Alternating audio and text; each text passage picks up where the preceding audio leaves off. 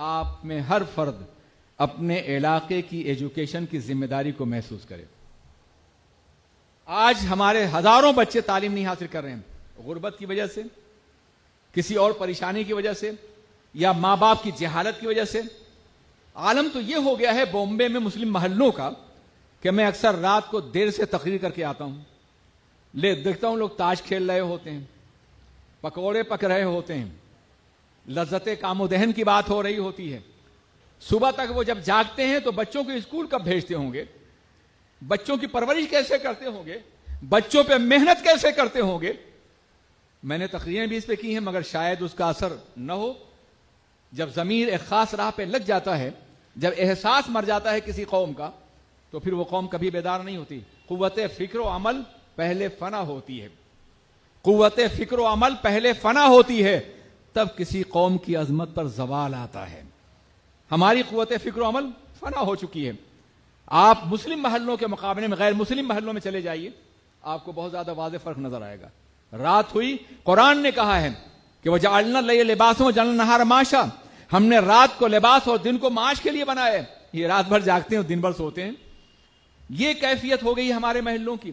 ہمیں انہیں بیدار کرنا ہوگا، آپ کو کرنا ہوگا، انہیں صحیح راہ پہ لگانا ہوگا۔ جو اپنے والدین اپنے بچوں کی تربیت کر سکتے ہیں، پڑھا سکتے ہیں، ان سے کہنا ہوگا کہ آدھا پیٹ کھاؤ مگر بچوں کو تعلیم ضرور دو، توڑ دو یہ ٹی وی، تمام عیاشیاں ختم کر دو، اپنے بچوں کو تعلیم، یہ تمہارا مستقبل ہے۔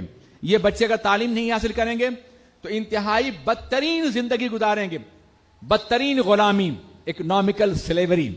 ایسے غلام بنیں گے کہ نہ ان کی عزت محفوظ رہے گی، نہ ان کی آبرو محفوظ رہے گی۔ دنیا کی پسماندہ قوموں کا جائزہ لیجئے، کئی ہزار سال سے جو طبقہ پسماندہ تھا، اس کی عزت تھی کوئی، اس کی کوئی آبرو تھی، اس کا کوئی وقار تھا؟ اور آج وہ طبقہ اٹھ رہا ہے اور اس کی جگہ ہم لے رہے ہیں۔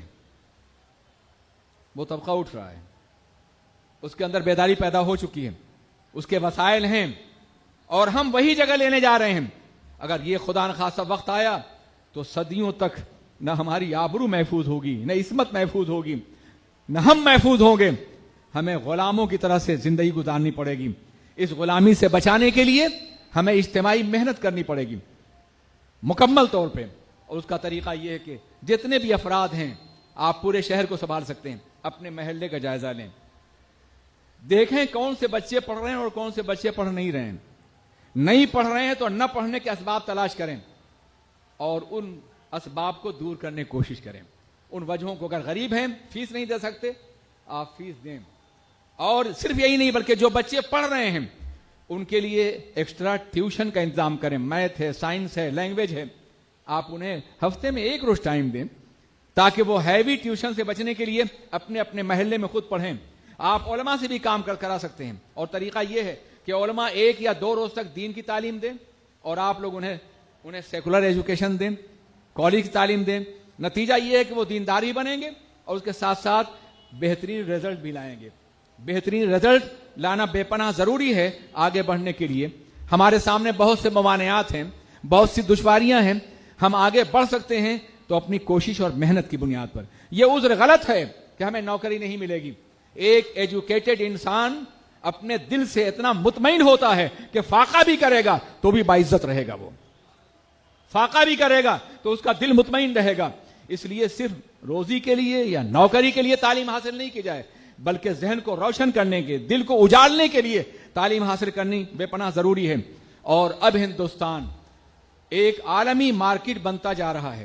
ممکن ہے کچھ لوگ یہاں آپ کو نوکری نہ دیں، اگر آپ کے اندر صلاحیت ہے تو بیرونی ملک سے آنے والی حکومت، فیکٹریاں اور کارخانے اور ادارے آپ کو صلاحیت کی بنیاد پہ جگہ ضرور دیں گے۔ حالات بہت بدل رہے ہیں، ان حالات سے فائدہ اٹھایا جائے، اس کو باضابطہ اپنے لیے ایک مستقبل کی روشن راہ تصور کیا جائے۔ ہم میں کا ہر فرد اپنے علاقے میں ایسے ٹیوشن کے اسکول قائم کرے یا جائزہ لے کہ کون سا بچہ پڑھ نہیں رہا ہے اور اسے پڑھانے کی کوشش کی جائے، تاکہ 100% ایجوکیشن ہمارے معاشرے میں عام ہو سکے۔ ہماری بچیاں بھی، ہمارے بچے بھی، سب کے سب تعلیم یافتہ ہو جائیں۔ اگر ایسا ہوگا انشاءاللہ تبارک و تعالی تو ہمارا مستقبل روشن ہے۔ ہم صدیوں کی مایوسیوں کو چند سالوں کے اندر دور کر سکتے ہیں اگر ہمارا عزم محکم ہو، ہمارے ارادے مضبوط ہوں، اور اگر ہم دین کے لیے کچھ قربانی، وقت کی قربانی دینے کے لیے تیار ہو جائیں تو یقیناً ہم کامیاب ہو سکتے ہیں۔